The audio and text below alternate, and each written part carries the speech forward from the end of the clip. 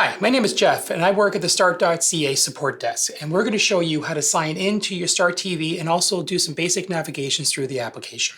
Let's get started.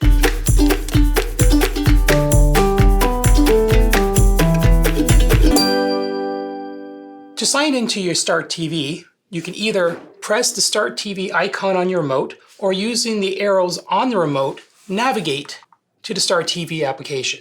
Press OK to launch. Once your sign-in screen appears, you press OK in the remote to bring up the on-screen keyboard.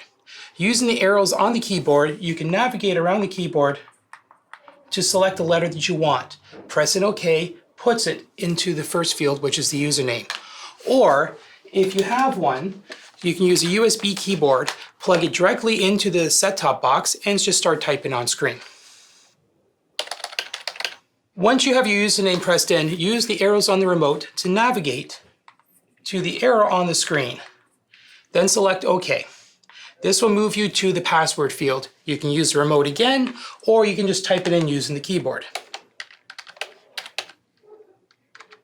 Use the arrows to move over to the arrow on the screen, which will move it to the sign-in. You can either press OK or enter on your keyboard at this point. This will log you into the Start TV application.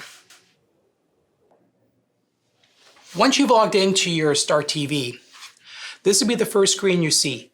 Pressing Guide on your remote will show a guide on half of your screen while your TV show is on the other. Using the arrows on the remote, you can navigate up and down to select the show you want.